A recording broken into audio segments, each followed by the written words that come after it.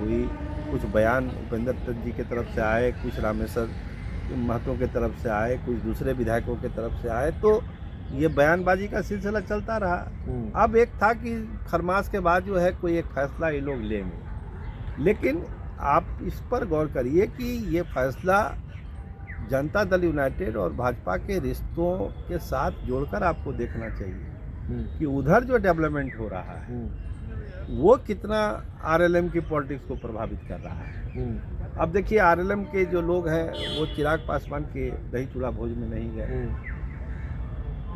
तो इन सब चीज़ों का जो एक राजनीतिक महत्व है उसको इस रूप में समझना होगा कि सारी चीज़ें शर्तों पर है कि किन शर्तों पर पार्टी बचेगी और किन शर्तों, अगर वो नहीं मानी गई तो कैसे टूटेगी।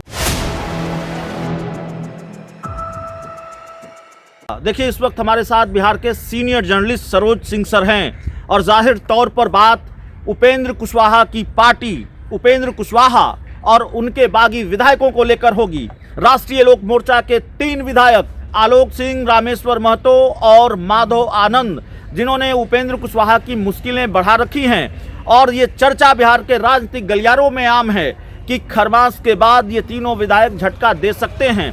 दिल्ली में मीटिंग और पटना में भी एक संभावित बैठक की खबर, और उसके बाद ये तीनों विधायक फाइनल डिसीजन लेंगे। लेकिन इन सब के बीच जब 14 जनवरी को इन बागी विधायकों में से एक विधायक माधव आनंद, जो मधुबनी के विधायक हैं, उन्होंने मधुबनी में चूड़ा दही भोज का आयोजन किया, तो एक इंटरव्यू के दौरान ये कहा कि जो पार्टी है वो उपेंद्र कुशवाहा के नेतृत्व में एकजुट है, और दीपू हमारे छोटे भाई हैं। दीपू यानी दीपक प्रकाश, उपेंद्र कुशवाहा के बेटे, जिनके मंत्री बनाने को लेकर ये पूरा बवाल है। तो क्या जो बागी विधायक हैं, तीनों बागी विधायकों में फूट पड़ गई है? क्योंकि अब तक तीनों एक ही साथ दिख रहे थे, दिल्ली में मीटिंग भी कर रहे हैं तो साथ में, नितिन नवीन से मिल रहे हैं तो साथ में, कहीं और जा रहे हैं तो साथ में। तो क्या रामेश्वर महतो के साथ ही खेला हो गया है, उपेंद्र कुशवाहा को राहत मिल गई है, या फिर माधव आनंद सधी हुई चाल चल रहे हैं? आखिरकार किस चश्मे से देखा जाए अगर माधव आनंद के सुर बदले नजर आ रहे हैं तो सर, माधव आनंद तो अब कह रहे हैं कि दीपू हमारे छोटे भाई हैं और उपेंद्र कुशवाहा के नेतृत्व में पार्टी एकजुट है। देखिए, कोई जो 3 विधायकों की नाराजगी की बात हो रही है मिश्रा जी, कोई ये थोड़ी कह रहा है कि पार्टी हम तोड़ने जा रहे हैं। उन्होंने कहा कि जिसको हम बनाए हैं, जिस पार्टी को, उसको आगे ले जाना है। यही बात माधव आनंद भी कह रहे हैं, लेकिन किन शर्तों पर, कंडीशन क्या होगा, इस पर गौर करना चाहिए हमें। पार्टी तोड़ने का या पार्टी को नुकसान करने का इरादा ना उनके विधायकों का है, तो राष्ट्रीय अध्यक्ष का तो नहीं ही होगा। लेकिन जो परिस्थितियां पैदा हुई विधानसभा चुनाव के आने के बाद, नतीजों के बाद, दीपक मंत्री बने और तमाम चीज़ें हुई, कुछ बयान उपेंद्र दत्त जी की तरफ से आए, कुछ रामेश्वर महतो की तरफ से आए, कुछ दूसरे विधायकों की तरफ से आए, तो ये बयानबाजी का सिलसिला चलता रहा। अब एक था कि खरमास के बाद जो है कोई एक फैसला ये लोग लेंगे, लेकिन आप इस पर गौर करिए कि ये फैसला जनता दल यूनाइटेड और भाजपा के रिश्तों के साथ जोड़कर आपको देखना चाहिए कि उधर जो डेवलपमेंट हो रहा है वो कितना आरएलएम की पॉलिटिक्स को प्रभावित कर रहा है। अब देखिए, आरएलएम के जो लोग हैं वो चिराग पासवान के दही चूड़ा भोज में नहीं गए, तो इन सब चीज़ों का जो एक राजनीतिक महत्व है उसको इस रूप में समझना होगा कि सारी चीज़ें शर्तों पर है कि किन शर्तों पर पार्टी बचेगी और किन शर्तों, अगर वो नहीं मानी गई तो कैसे टूटेगी।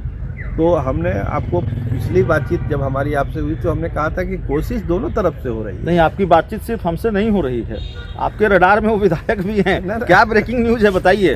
नहीं, उस पर भी हम आएंगे, लेकिन एक बार हम बराबर कह रहे हैं कि विधायक की अपनी जो चाहत है और उपेंद्र कुशवाहा की ने जो किया है, दोनों के बीच एक तालमेल बनाने का प्रयास उपेंद्र जी भी कर रहे हैं और तीनों विधायक कर रहे हैं। आप माधव आनंद के बयान को उसी रूप में देख सकते हैं कि पार्टी एकजुट है, पार्टी आगे बढ़ेगी, दीपू मेरे छोटे भाई हैं। इस तरह की चीज़ें एक समझिए कि एक प्रयास है कि पार्टी जैसे थी पार्टी वैसे ही आगे बढ़े।